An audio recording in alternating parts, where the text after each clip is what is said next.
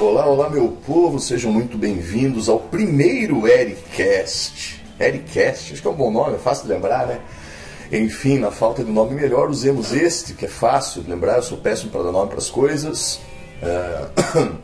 Essa será a nossa primeira edição, ora vejam, que bonito, que agradável. Por que a primeira edição? Porque aquilo que eu gravei esses dias, eu não posso considerar que tenha sido um podcast de verdade. Sim, vai ter barulho externo, sim, vai ter barulho de carro, talvez de passarinho cantando aqui atrás de casa. Por quê? Porque eu não tenho equipamento de gravação profissional e para evitar que nós tenhamos aquele chiado desagradabilíssimo que aconteceu na minha última gravação, eu estou gravando com um microfone aberto, certo? Com um microfonezinho mais mais simplesinho, porque da outra vez que eu gravei ficou com muito chiado e eu sei que o chiado incomodou várias pessoas. Então, enquanto eu faço isso de forma bem amadora e sem grandes pretensões, e até que eu consiga, quem sabe um dia, uma interface de áudio decente, vocês vão ter que me aturar desse jeito. Então sejam bem-vindos a essa primeira edição, considero essa primeira edição, onde eu vou contar, uma historinha longa para vocês, vai ser apenas a primeira parte dessa historinha longa. Sejam bem-vindos a esse podcast solitário gravado por um chefe de cozinha e músico nos seus momentos de tranquilidade, nos seus momentos de folga, quando dá tempo. E é isso daí, gente. Obrigado por estarem aqui me escutando. Então, um bom dia, boa tarde, boa noite, boa madrugada, não importa a hora que você esteja ouvindo este podcast, afinal de contas você pode baixar ele. Eu não sei se você vai estar ouvindo isso daqui no YouTube. Sim, eu vou subir ele no YouTube também, apesar de eu saber que não é a mídia mais adequada para esse tipo de formato. Mas você vai ter o link para baixar isso daqui sempre nos comentários, sempre na descrição, tá? Baixe, você pode colocar no seu celular, você pode ouvir no seu carro, você pode ouvir no seu fone a caminho do trabalho, não importa, tá bom? Então sejam bem-vindos, gente. E obrigado pelo feedback, a propósito, que vários de vocês me deram, ok? Vamos começar então, meus queridos. Essa aqui vai ser a primeira parte de um podcast que eu vou gravar em duas partes, tá? Onde eu quero falar sobre um assunto que eu nem curto tanto, mas que eu acho que eu acabei adquirindo um pouco de conhecimento acerca do mesmo, que é sobre empreendedorismo, tá? Mas calma, gente, não vai ser aqueles papos de coach ou coisa do gênero, tá? Eu quero falar um pouco sobre uma outra percepção acerca do assunto e contar um pouco da minha história também, uma vez que em podcast a gente não tem tanto limite de tempo, né? Dá pra falar por um tempão, é muito mais fácil de assimilar, né? Você não precisa ficar olhando pra uma tela e vendo a minha cara, como quando eu estava fazendo os meus vídeos. Vídeos esses que eu não parei de fazer, tá, gente? Eu só tô achando tempo para editar os que eu tenho prontos aqui, mas não se preocupem que não vai ficar sem vídeo no canal, tá? Eu continuo fazendo. Mas enfim, vamos começar essa brincadeira então. Vamos falar um pouquinho sobre as minhas percepções acerca do que eu acho negativo em termos de empreendedorismo, alguns pontos, e também contar para vocês como é que eu lidei com toda a montagem do meu restaurante, a Cozinha Pirata, junto com a minha esposa, como é que isso aconteceu. Eu acho que é um assunto bastante interessante, na verdade. E eu me emocionei muito fazendo as anotações que eu tenho aqui sobre esse assunto, escrevendo roteiro e tudo mais. Mas eu queria começar falando com vocês sobre um filme chamado The Founder, que aqui no Brasil foi batizado com o infame título de Fome de Poder, né? Esse filme é de 2016 e ele tem Michael Keaton interpretando Roy Kroc, e contando a história de como que ele transformou o McDonald's no que a gente vê hoje, depois de se tornar o sócio dos donos originais da famigerada lanchonete do palhaço, né? Faz um bom tempo que eu vi esse filme. Ele não deixa de ser uma lição de empreendedorismo, porém ao contrário do que eu vejo em montes de textos e dicas de empreendedorismo, que eu tomo como algo admirável, ele me ensinou muito mais sobre o que eu não devo fazer do que o contrário. Eu lembro que certa vez alguém me disse para tomar tal obra cinebiográfica como um exemplo para o crescimento do meu restaurante. E essa insinuação acabou me soando até um pouco ofensiva, de certa forma, ao invés de me parecer uma boa dica. Obviamente que eu mantive a boa vontade, agradeci, deixei pra lá e tal. E eu já conheci o filme, tanto quanto já conheci a biografia de vários outros grandes capitalistas, e tais histórias sempre me mostravam um protagonista muito pouco honesto, sem muitos escrúpulos, ganancioso, agindo no esquema de que os fins justificam os meios, e por aí vai. Tipo Iacocca, Trump, Henry Ford, entre outros. Teve uma época da minha vida que eu era um ávido consumidor de biografias, seja elas qual fossem. Aí você pode dizer assim, Érico, mas para crescer você precisa ser assim. Talvez, e aliás eu acho que é bem possível que sim, mas aí a gente entra numa disputa interna entre os meus valores e o que precisa ser feito para alcançar algo nesse sentido, né? Até hoje os meus valores têm sempre vencido essa batalha. Né? Eu costumo dizer que eu sou do tipo otário. Sinceramente, eu não sei tirar vantagem dos outros, eu não sei agir de forma escusa ou algo do tipo para alcançar algo que eu queira. Me incomoda essa coisa de colocar o outro em desvantagem para atingir algum objetivo pessoal. Eu sou um otário, mas ao menos eu tenho um motivo a menos para insônia quando eu deito para dormir, porque eu sofro muito de insônia, mas esse motivo eu não tenho. Bom, mas voltando ao filme e o que ele procura mostrar. Eu estou bem ciente sobre todas as coisas positivas que a gente pode aproveitar nessa obra, né? Tais como a persistência, a ousadia, pensar fora da caixa, não ter medo de mudança, o esforço, tenacidade, o que mais? Coragem para executar o que precisa ser feito, e tudo isso, entendeu? Isso tudo é muito importante quando você empreende algo. Mas o que me incomoda é a velha cartilha de que os fins justificam os meios, como eu disse antes, né? A ganância absurda e a fome de poder, sem trocadilhos no caso, né? O meu código moral pessoal me impede de agir como Ray Kroc. Eu não me vejo colocando os negócios acima da honestidade, da família, acima da própria vida pessoal de uma forma ostensiva e obstinada, né? À frente da boa vontade para com o próximo, e provavelmente é por isso que eu jamais vou ser podre de rico ou mega poderoso, né? Para ser franco, eu não me importo muito, não é o que eu persigo na vida. Aliás, eu considero até que é necessário sim fazer montes de sacrifícios pelo seu negócio. Eu tenho feito montes deles e pelo meu restaurante ao longo dos últimos tempos, ao longo desses anos que eu estou aqui. Mas não é da minha natureza ser predatório, saca? Bem como eu não me vejo mudando o meu produto, por exemplo, para alguma coisa mais barata, de qualidade inferior, única e exclusivamente para obter lucro financeiro. Eu acho que isso é uma forma até de enganar o seu cliente. Só que a gente está falando de como eu encaro isso, da minha filosofia pessoal, tanto quanto da filosofia que eu aplico no meu negócio e no formato que ele tem agora. E o meu negócio pode mudar com o tempo? Pode tomar outros rumos? Talvez. Aliás, é bem provável que isso aconteça, porque eu não sou do tipo acomodado, que se pauta naquela coisa de que em time que está ganhando a gente não mexe. Porém, eu ainda acho que você precisa acumular algumas vitórias o suficiente para que o seu time fique seguro do que está fazendo, né? Bem como a gente precisa se preparar para possíveis derrotas, de modo que as mesmas não sejam capazes de te derrubar com muita força. Eu costumo pensar que eu sou a antítese daquilo que a maioria das cartilhas de empreendedorismo e coaches, esquemas de negócio apontam e dizem ser correto a se fazer. E eu acho que isso deve ao fato de que eu nunca me senti empreendedor, ou sequer eu tive essa pretensão ao longo da vida de um modo geral. Quando eu me voltei para a gastronomia, a minha intenção era me tornar um chefe competente o suficiente para não precisar me preocupar com ofertas de emprego, não precisar ter medo de ficar sem trabalho, e a longo prazo me tornar mais consultor do que cozinheiro, porque não tem saúde física, né, que resista depois de uma certa idade dentro de uma cozinha. Então eu sempre me senti a princípio muito mais confortável viabilizando o negócio para os clientes de consultoria, assumindo cozinhas que não me pertenciam totalmente, do que querer me embrenhar no agressivo mundo do empresariado, né? Só que eu acabei percebendo algumas coisas nesse caminho. Primeiro, que eu já era um empreendedor e empresário, porém eu prestava os meus serviços a terceiros, não era para mim mesmo. Segundo, que eu sou inquieto demais para trabalhar apenas para os outros, né? Apenas em benefício dos outros. E terceiro, que o que eu tinha era uma síndrome de acomodação, uma puta da preguiça, admito. Bom, deixa eu explicar. Depois de eu abrir um monte de negócios alheios, ficou muito óbvio que era algo absurdamente desgastante e trabalhoso, e que a gente acaba vendendo a alma para o próprio negócio. Eu vi montes de empresários da área se consumindo em poucos anos, sabe? Se acabando por causa dos seus negócios, obstinados, adoecendo, colocando as famílias e as suas vidas até em risco, muitas vezes. Colocando a saúde em risco e tal. E eu nunca quis isso pra mim, saca? A ideia de ferrar com a minha vida toda me baseando em ganância e ambição desmedidas nunca me pareceu uma coisa que valia muito a pena. Aquela coisa de você passar tempo demais trabalhando para guardar grana, guardar bens, né? Até você ficar fudido, acabado e doente, né? E sozinho. Para gastar tudo que você acumulou tentando recuperar um monte de coisas que você mesmo ferrou e pessoas que você mesmo afastou. Só que como tudo na vida, né? As coisas não são assim tão preto no branco, tão genéricas, a vida da gente não é maniqueísta.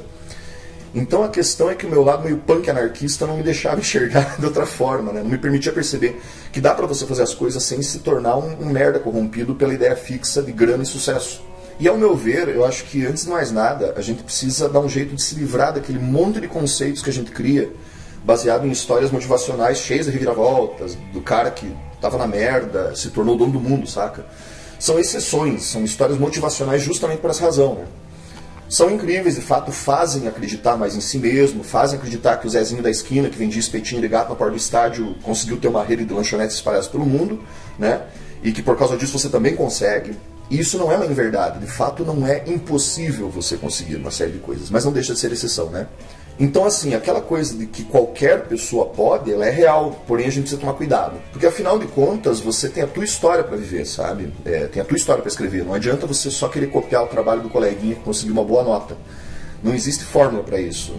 Não existe fórmula para isso. Não tem receita pronta e você pode ler todos os livros de autoajuda e de empreendedorismo, assistir todos os filmes e programas motivacionais, ter todas as apostilas que os coaches te deram para ler, consumir todas as biografias de gente que deu certo, que ainda assim não é a tua história, né? Ainda assim se trata de você e do teu caminho e do mundo real. E a realidade precisa ser sempre o seu norte e, de certa forma, o teu combustível também. Porque eu acho que estar conectado com o mundo real é imprescindível para você lidar com o negócio, saca? E quem me ouve falar talvez possa até pensar que eu sou um grande empresário, dono de montes de bens, fazendo negócios milionários, ou pode me considerar pretensioso, cagador de regra e tal.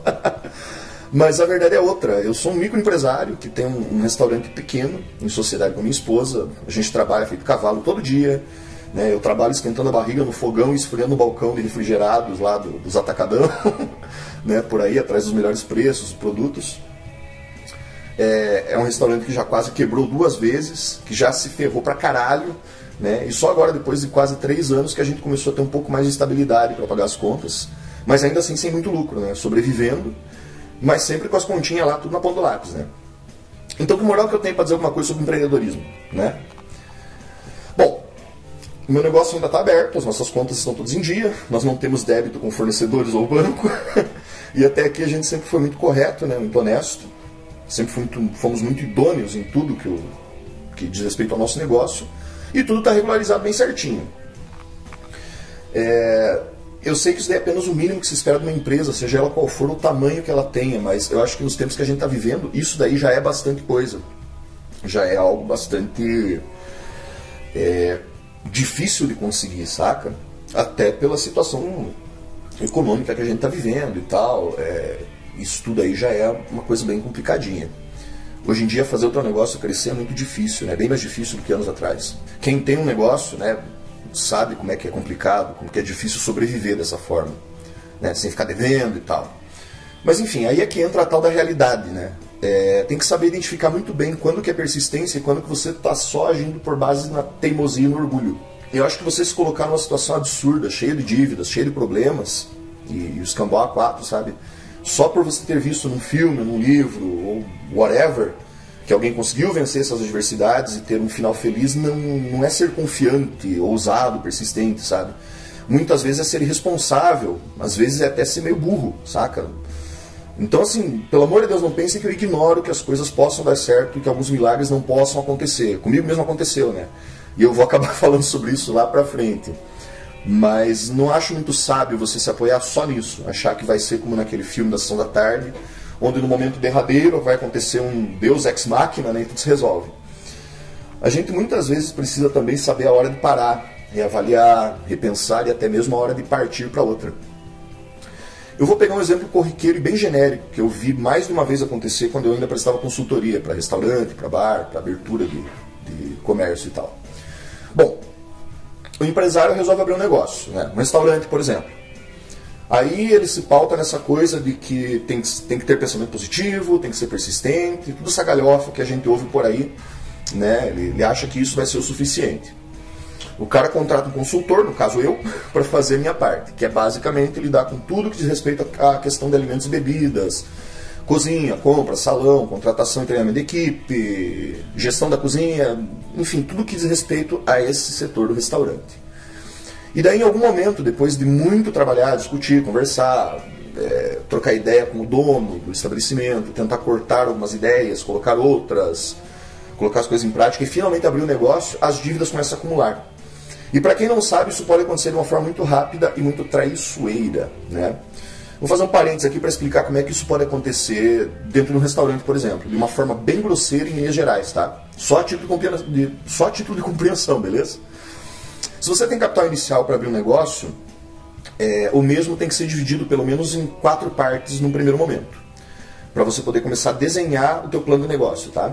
Então assim, você tem uma parte para os gastos estruturais, como reforma, estrutura, compra de cadeira, de mesa, equipamento de cozinha, enfim, toda essa viabilização física da coisa.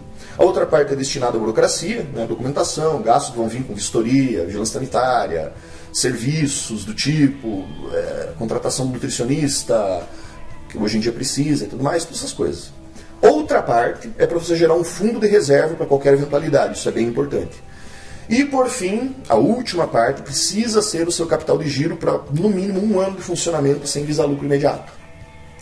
Né? Então essa cartilhazinha assim, é uma forma de você poder começar a desenhar o seu negócio.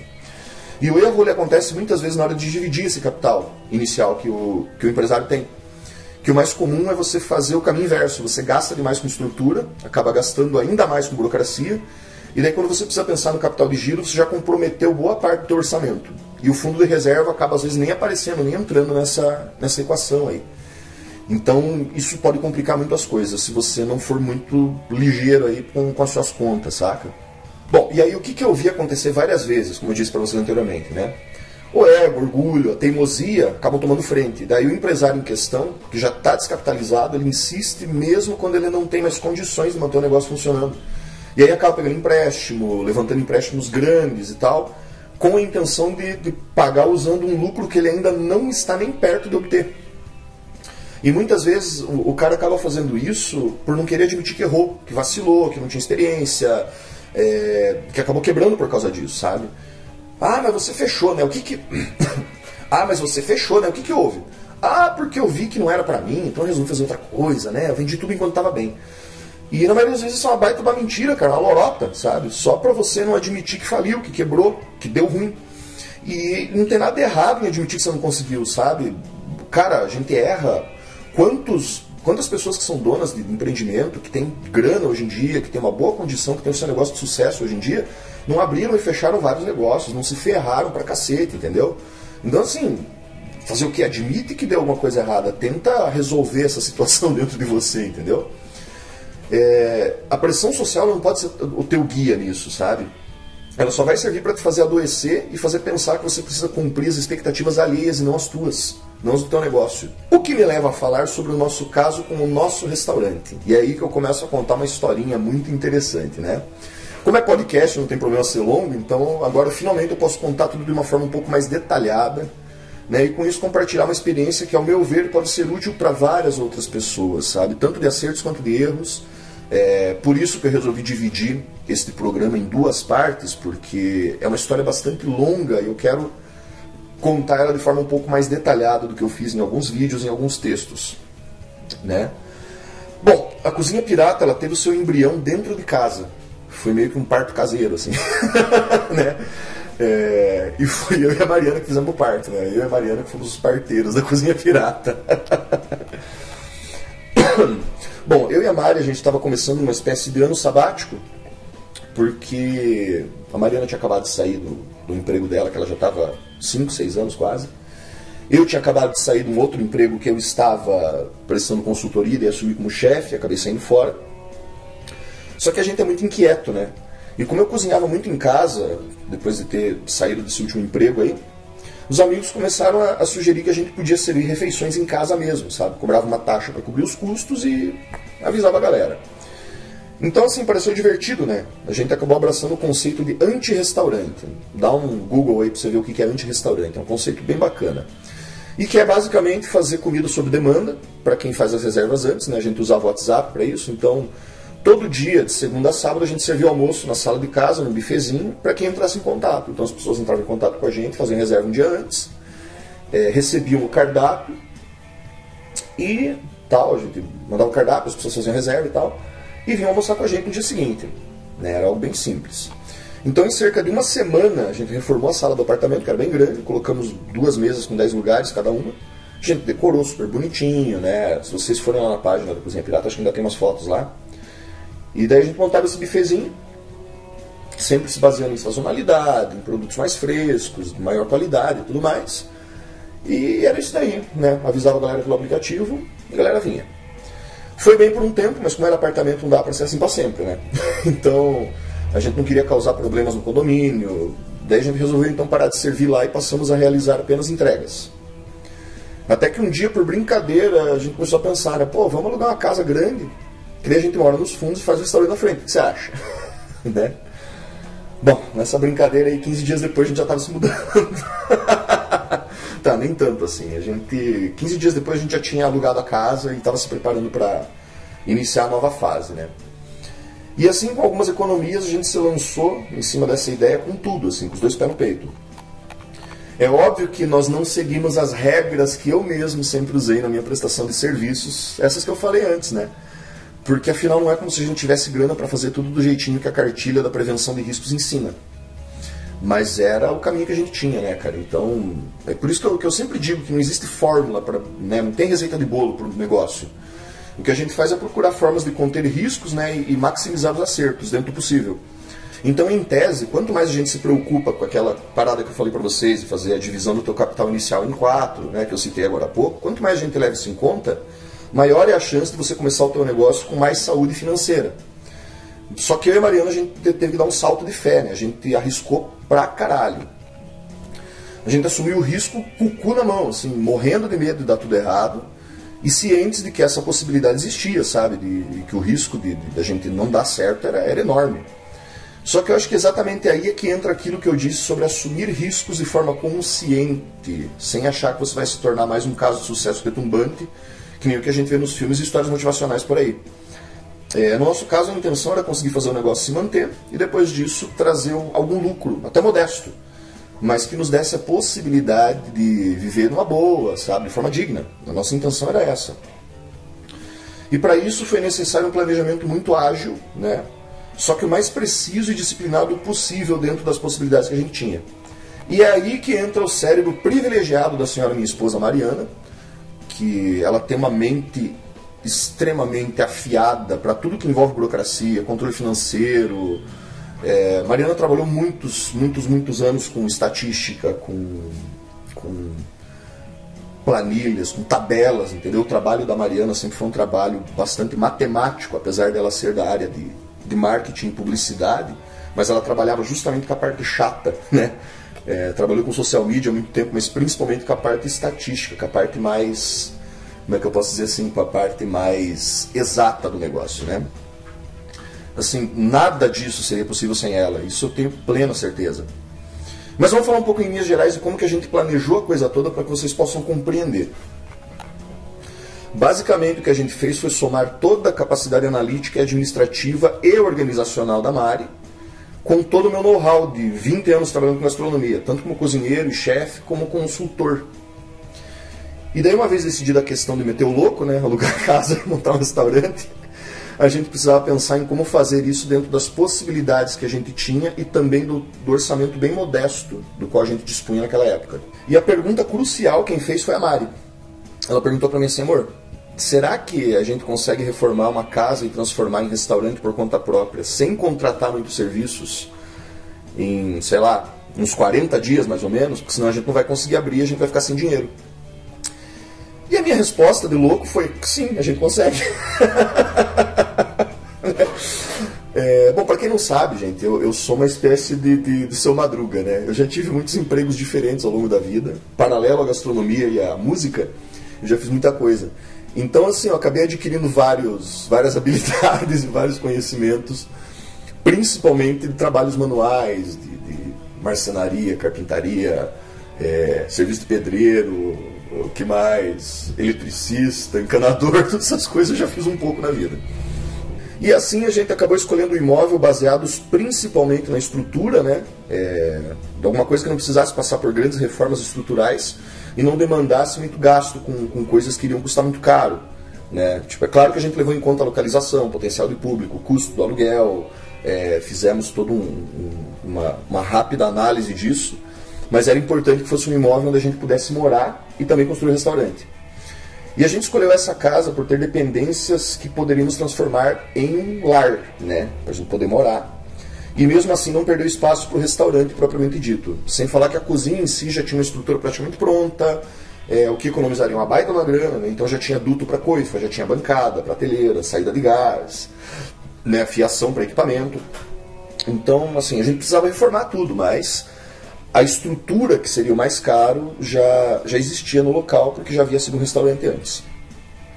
E aqui eu queria falar um pouco sobre reforma, porque está aí uma questão muito importante. Como é que a gente faz tudo isso gastando o mínimo? Bom, tem que botar a mão na massa, literalmente botar a mão na massa.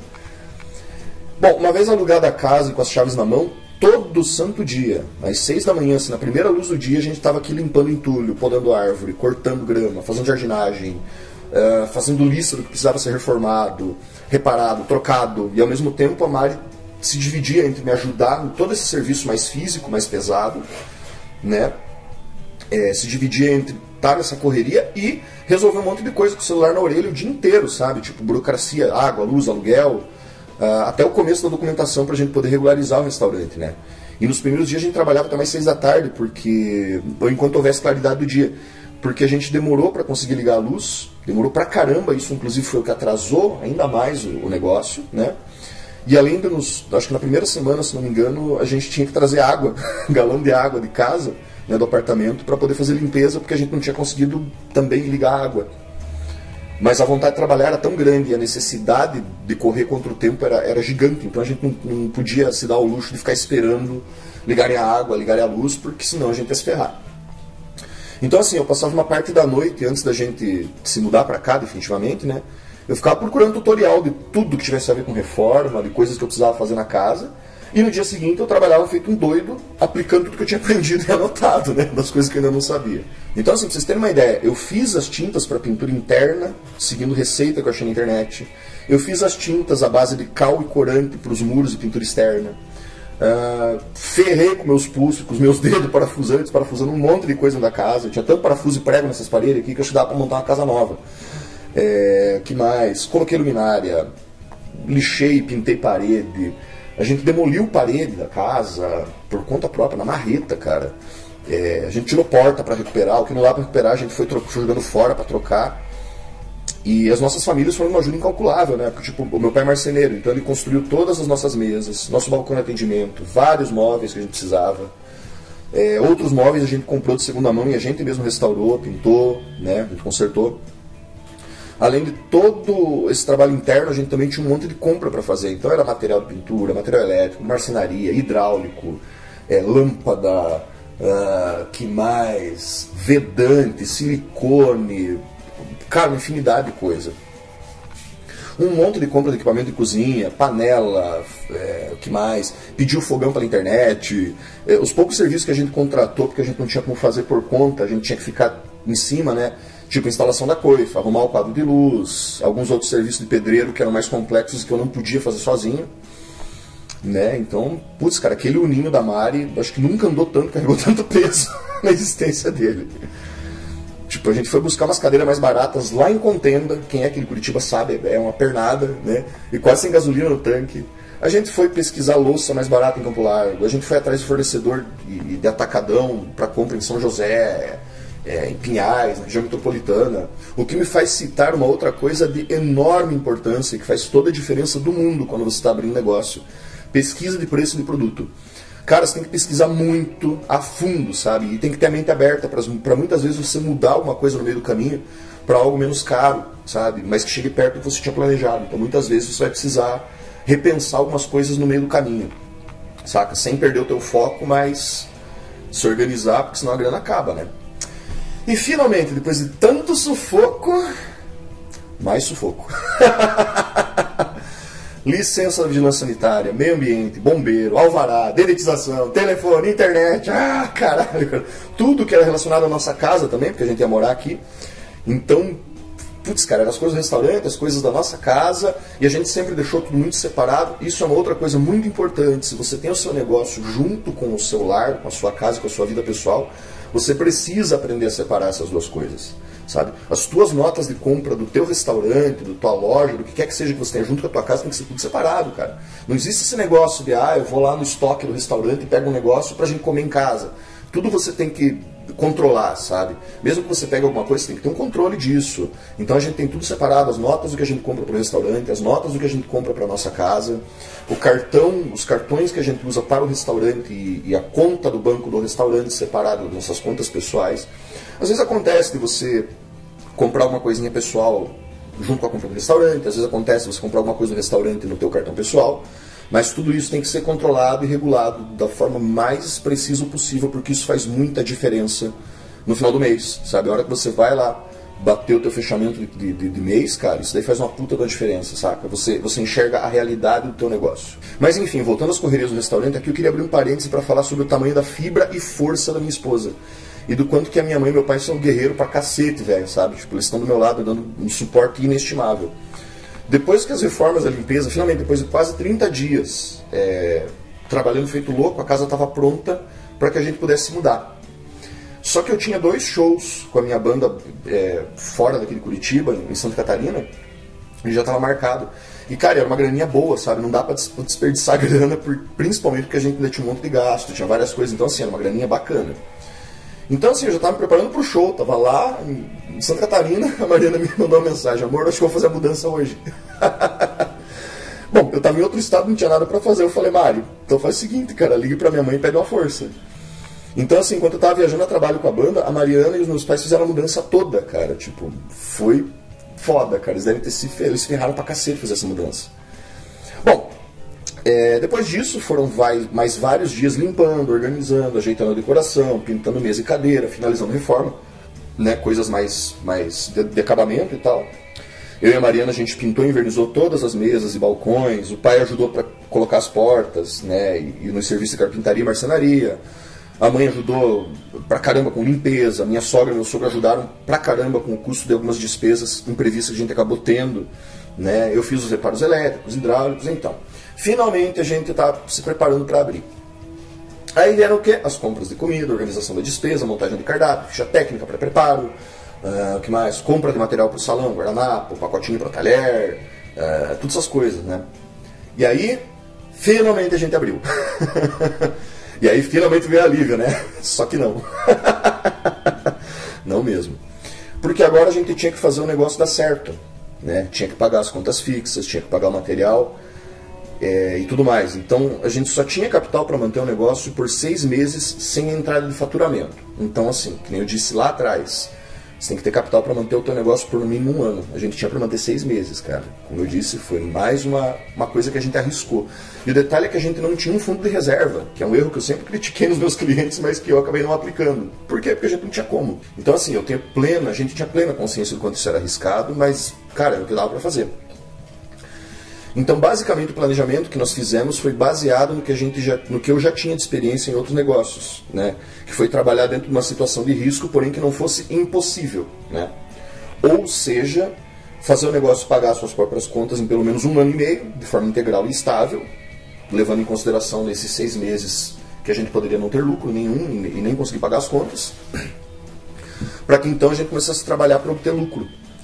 E a gente conseguiu fazer tudo girar durante 9 meses, só com o que a gente tinha, né, e com uma clientela bem pequena, e ainda informação pela qual a gente estava lutando todo santo dia. E aqui eu gostaria de fazer um comentário sobre empréstimos. É comum que empresários que se desesperam, né, acabem levantando um empréstimo relativamente alto no banco quando o capital de giro começa a chegar no fim, né, como eu disse anteriormente. E no nosso caso, quando esse capital começou a ficar escasso, a gente teve a sorte de poder levantar alguns pequenos empréstimos com a nossa própria família. Então os meus sogros foram de uma enorme ajuda nesse sentido, os meus pais ajudaram a gente com algumas compras necessárias para manter o negócio funcionando, né? Então, assim, a gente pôde receber esse auxílio e graças a Deus as coisas andaram, sabe?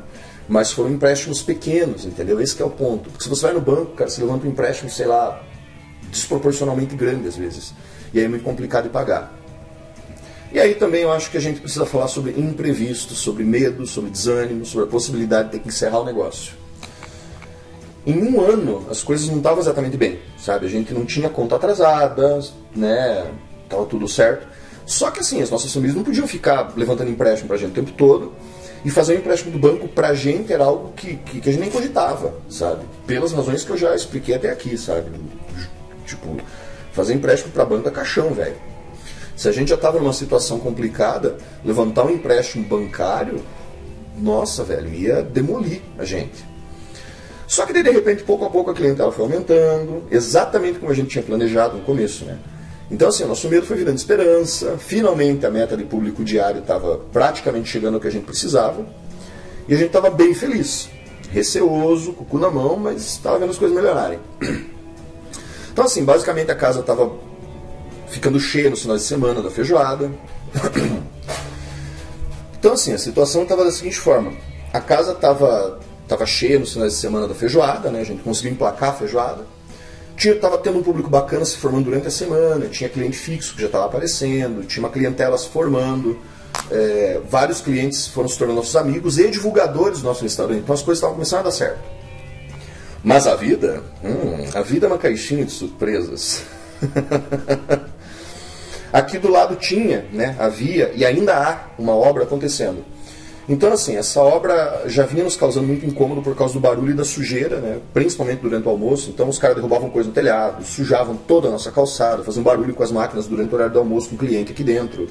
Era um inferno. Mas como a gente não é do tipo barraqueiro, a gente só pediu educadamente, mais de uma vez, para tentarem não avacalhar durante o horário do almoço, para tomarem cuidado com o nosso telhado, né? Principalmente porque era bem do lado aqui onde fica a área de descanso, que tem as redes, o espaço kids, né? Nunca adiantou muito. Então, assim, a gente teve meio que interditar, de certa forma, essa parte do restaurante aqui das redes e tal, porque a gente tinha medo de derrubar alguma coisa ali, de repente caiu um pedaço de telhado em cima de uma criança, caiu alguma coisa em cima de um cliente e tal. Além da gente não poder mais permitir que os clientes estacionassem aqui na frente, na única vaga de carro que a gente tem. Então os clientes não podiam estacionar nem carro, nem moto, porque, porra, os caras podiam derrubar cimento, derrubar caliça em cima. Então foi foda, sabe? Isso daí foi tenso. E foi assim por meses, né? Mas vocês acham que acabou por aí? Não acabou. Porque nada tá tão ruim que não possa piorar, né? Bom, de um modo geral a gente estava feliz com a recuperação do negócio, apesar da bagunça da obra, né? E a gente estava esperando ansioso que a obra acabasse, né? Então a gente começou a realizar a entrega de lanche na parte da tarde e à noite, através do aplicativo, né? Do Uber Eats na época e do iFood, que a gente acabou parando de usar depois por uma série de problemas. Enfim. Então, assim, a minha agenda de show estava indo bem, era uma graninha muito bem-vinda para a gente conseguir equilibrar as contas e pagar os empréstimos, as coisas que a gente precisava, né? Então tudo parecia que estava começando a ir bem. Só que um dia estava eu lá ensaiando para mais um show e a Mari me ligou dizendo o seguinte: amor, a casa caiu. Bom, pensei que ela estava se referindo a alguma coisa errada que eu tinha feito, sei lá, tipo deixar a cueca pendurada na torneira, a toalha molhada em cima da mesa, da cama, né? Ou que ela tinha descoberto que eu tinha tomado uma cerveja do estoque, ou comido a última barra de chocolate, alguma coisa assim. Só que a casa tinha caído mesmo, literalmente. Inclusive, quando eu estava saindo de casa mais cedo para ir ensaiar, a gente reparou que tinha uma escavadeira demolindo uma parte do prédio aqui do lado, né? E eu até comentei com a Mariana, isso daí tá foda. Tipo, ó, barulheira, poeirão, né? Tomara que eles acabem isso até amanhã. Na verdade, eles não acabaram, né? Eles derrubaram toda uma parede de 3 andares em cima da nossa casa. Foi isso que aconteceu. Eles destruíram toda a frente do restaurante, metade da área de descanso e espaço kids, causaram rachaduras por um monte de parte com impacto, amassaram o carro, fuderam com tudo, cara. Então assim, a Mari estava aqui em casa quando aconteceu a merda. Podia ter sido atingida, na verdade por bem pouco que ela não foi. Porque uns minutos antes do acidente ela estava na sala fechando caixa. Sabe, bem próximo de onde caiu tudo. Então assim, ela tinha ido para a sala do lado ver TV antes de me buscar para o ensaio e a gente abrir para entrega à noite. Então pensa, essa merda podia ter caído em cima dela, podia ter caído em cima, sei lá, de alguns dos nossos bichinhos aqui em casa, podia ter caído em cima do entregador, velho, sabe? O cara vem aqui, os caras estacionavam bem na frente, bem exatamente onde caiu a porcariada toda, era onde o pessoal chegava e encostava a moto rapidão para pegar um lanche e levar. Então pensa numa merda cagada, velho. Podia ter alguém passando no corredor. Por uma sorte, nesse dia a gente não estava com o carro estacionado no corredor, que a gente sempre deixava ele no corredorzinho aqui estacionado quando a gente fechava o restaurante. Imagina, cara, se a Mariana tá indo entrar no carro pra me buscar no ensaio, meu irmão, e cai essa merda em cima dela. Nossa, eu fiquei desesperado. Eu vim correndo pra casa de carona com o nosso baixista, né? E quando eu abri o portão, eu vi uma cena dantesca, sabe? Tinha escombro por tudo. Se vocês forem na página lá, no meu perfil pessoal e na página da Cozinha Atlética, vocês vão ver que tem foto. Cara, eu vi a Mariana descontrolada, berrando, feito uma doida com os caras da construtora, assim, com o olho esbugalhado, cara, se acabando de chorar. Então, assim, eu não sabia se eu chorava ou se eu gritava. A minha sogra e os meus cunhados já tinham chegado por aqui, minha cunhada, né, eles já estavam tudo aqui, dando suporte pra Mari e tal. E o que eu vi ali foi o nosso sonho destruído, cara. Sabe, as nossas mesas debaixo de bloco de muro, os brinquedos das crianças, tudo destruído. Livro, gibi, revista, tudo molhado, tava chovendo no dia. Telhado arruinado, fio pendurado, cara, piso arrebentado, meu Deus do céu, assim, foi um desespero que eu não lembro se eu já tive um desespero assim na minha vida. Eu fui tomado de um ódio tão cego, cara, que eu gritei até perder a voz, literalmente. Eu perdi a voz, berrando lá na frente, tocando o pessoal da construtora que tava aqui. Eu berrei, os caras sumam na minha frente, assim. Eu tava a ponto de arrebentar alguém na porrada, cara, de pegar um pedaço de caibro e sair batendo nos caras, assim. Botei os caras pra correr, velho, porque, assim, ó, vocês voltem depois, porque a gente precisa de um tempo pra avaliar o tamanho da cagada que vocês fizeram na nossa casa. Me faltou ar, cara, me faltou piso pra caminhar, sabe? Eu queria chorar, mas eu não conseguia. Eu queria quebrar alguma coisa, mas não tinha nada pra quebrar, porque já tinham derrubado a casa. Eu tava em choque, assim, sabe? Então aqui eu vou resumir o que foi que aconteceu depois disso. A construtora se responsabilizou pela reforma, obviamente. Óbvio, o mínimo, né? E durante uns 10 dias eles infernizaram a nossa vida, das 8 da manhã, 7 da manhã, até umas 8, 9 horas da noite, consertando a cagada. A Mariana passou dias em choque, sabe? A ponto dela ter que sair de casa durante os primeiros dias que estava rolando a obra, ela não podia ficar aqui. Porque cada barulho alto que ela escutava, alguma coisa batendo, marreta, máquina se movimentando, cara, ela chorava, velho. E ela queria se esconder num canto, assim, tadinha, ela entrava em pânico. E ao mesmo tempo, todos os problemas de saúde que a gente já tinha pioraram com o estresse, né, cara? Então, assim, a Mariana começou a ter crise de labirintite uma atrás da outra, começou a atacar todas as alergias dela. Eu comecei a ficar com minha rinite atacadíssima, com um monte de dor muscular por causa de tensão. A minha insônia, então, cara, eu passei esses 10 dias praticamente sem dormir, sabe? Foi um inferno. A gente parecia dois mortos-vivos. Sem falar que não tinha a menor possibilidade de a gente ir para um hotel, alguma coisa do tipo, porque a gente tem nossos bichinhos, né, nossas gatas aqui. E a gente queria ficar de olho em cada passo da obra, né, cara? Tipo, não dá pra ficar marcando. Então, cada detalhe a gente queria poder acompanhar pra não tomar no cu depois, né? E a gente processou? E a gente recebeu alguma coisa? A gente teve lucro cessante pago, por exemplo? Pois então. A gente está iniciando esse processo agora, né? Porque aconteceram coisas que acabaram nos absorvendo demais e atrasando nesse sentido. É algo que eu vou falar mais adiante, se não neste podcast, provavelmente na segunda parte, mas a gente acabou mesmo não conseguindo correr atrás dessas questões do processo com mais agilidade, né? Mas assim, independente disso, a gente também não recebeu nada do que foi combinado com eles de forma extrajudicial, sabe? A gente tentou vários acordos de forma pacífica, justamente para agilizar as coisas, para não ter que gastar tempo e recurso, né, com questões jurídicas, mas os caras cagaram pra gente, não respeitaram nenhuma das propostas que a gente fez, ignoraram sumariamente depois que fizeram a reforma, tá ligado? Tipo, sumiram. Então agora já vai ter que resolver em juízo, infelizmente. A obra tá rolando aqui do lado ainda, os caras estão por aí, mas a gente vai ter que resolver isso, infelizmente, em juízo. Era algo que eu não queria, mas que a gente vai ter que fazer, né? Então, no final das contas, a gente ficou aí, acho que 12 ou 13 dias fechados no total. Foram 9 dias deles reformando, se não me engano, e mais uns 3 ou 4 para a gente poder reorganizar a cozinha, refazer as compras de tudo que tinha estragado, né? Porque tinha perecíveis, ficou fechado, perdemos, né? Tivemos que jogar fora. Tive que refazer todos os pré-preparos, faxinar a cozinha, limpar a casa, porque, queira ou não queira, a obra suja a casa inteira. E a gente tá falando de um restaurante, cara. Não ia deixar poeira em cima dos pratos, pedaço de caliça, minhas panelas. Não tinha como. Então a gente gastou mais alguns dias se organizando. E reabrimos.